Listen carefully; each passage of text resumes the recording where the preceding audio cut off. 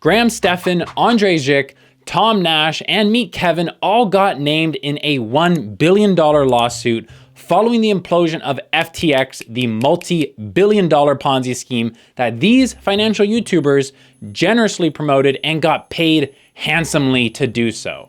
I'm Money with Mark, and I'm gonna show you what these financial YouTubers have been hiding, why they're getting sued, and why I've stopped listening to them altogether. Because following these financial influencers might just be your biggest financial mistake. I'm not kidding. The first issue that I have with these financial YouTubers is that they are offering stock and crypto predictions and picks. While some of them will occasionally talk about responsible investing with low-cost index funds or analyze strategies that Warren Buffett has actually recommended, the majority of their content seems to be about promoting and getting sponsored by stock picks and crypto companies. Like back in 2021, when Andrei Jikh said that the 5 best stocks for you to invest in were Chevron, Square, Shopify, PayPal, Exxon, and Coinbase. And now only 2 of these stocks have actually gone up in value, and if you were to have bought his entire stock predictions, you would be down 5%.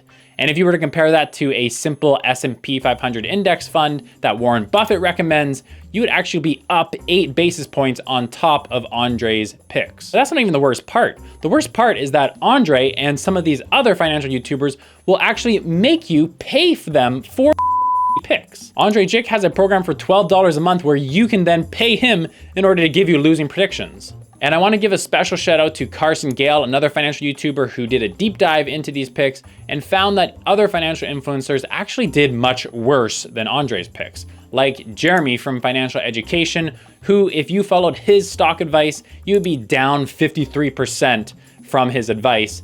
And on top of that, he also sells you a membership program in order to get these losing stock picks from him. And I take a huge issue with this because these financial YouTubers are already making millions of dollars from their YouTube ad revenue alone. So it really disgusts me when they try to squeeze more money out of their audience by selling you on stock picks, or when they take paychecks for sponsored videos from sketchy crypto companies like FTX. Now, I want to be clear here. I don't have a problem with you making money off of the content that you create. I'm a financial YouTuber and I do make a little bit of money off of my content. But the majority of my money comes from running my own business, Make Your Mark Today, an SEO agency, not from trying to sell my audience on bad financial advice. As if making millions from their financial YouTube channels was not enough success for these financial influencers, they decided to team up and put together a podcast called the Millennial Money Podcast.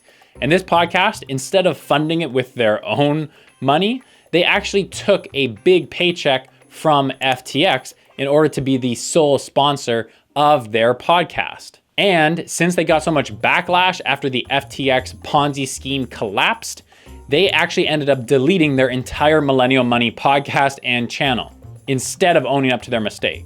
Now, I'm not even a big financial YouTuber, but I've already been approached by dozens of crypto companies asking me to pay me in order to promote or review their products. And I've always gone back to them and said, I will review your products, but I want access to all of these documents, and I'm gonna give you an honest feedback and review, and you have no control over what I say. Ironically, none of these crypto companies have ever taken me up on that offer. As it turns out, a little honesty, transparency, and due diligence will really scare away these crypto companies from sponsoring your YouTube channel. And that brings me to my third point, the $1 billion lawsuit against these YouTubers. Now, I miss the good old days when Graham Stephan would actually create YouTube videos that were helpful and discuss financial strategies that we could really debate and have an open and honest conversation about. But now it seems like these financial YouTubers are just trying to game the YouTube algorithm with catchy doom and gloom, clickbaity thumbnails and titles, and they end up creating a sense of fear in their audience instead of discussing financial strategies. But then this fear will actually drive people to go and invest more money in these alternative investments, which should only have a small portion of your assets allocated to it as opposed to a large portion. But if you're scared, you're more likely and willing to take on riskier investments. And that's where their sponsors come into play, like BlockFi, FTX, and established titles, where their audience has most likely lost tons and tons of money. Hence the $1 billion lawsuit. Some of these financial YouTubers, even just a few years ago, were calling crypto stupid and a speculative investment, But now it seems that they have completely changed their tune by taking on huge sponsorship deals in order to promote buying and selling of cryptocurrencies and NFTs to their audience. Even though these companies like FTX were not even FDIC insured, which is the bare minimum of due diligence that us financial YouTubers can perform. Now, unfortunately, I don't think this lawsuit will actually end up punishing these YouTubers. But it's no wonder why people, including myself, are losing faith in these financial influencers, as it becomes more apparent that these financial influencers are just huge sellouts. They seem to have no inclination to help their fans by vetting and giving honest reviews of financial products and strategies and discussing them in an open and transparent way. They seem to be willing to promote anything for $1 and have no care in building an actual business or caring about their actual reputation with their fans. So if you're interested in seeing open and honest discussions about our money and how we manage it, then I think you should give my channel a follow.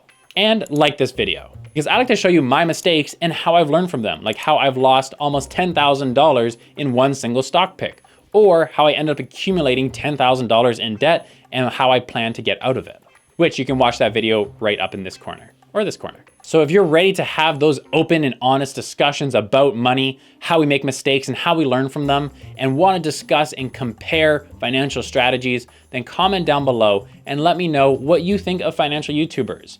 Are we headed down the wrong path right now? And why do you think these influencers are so willing to sell out their fans and seem to have no repercussions for it? That's it for this video, and I'll see you in the next one. Peace out.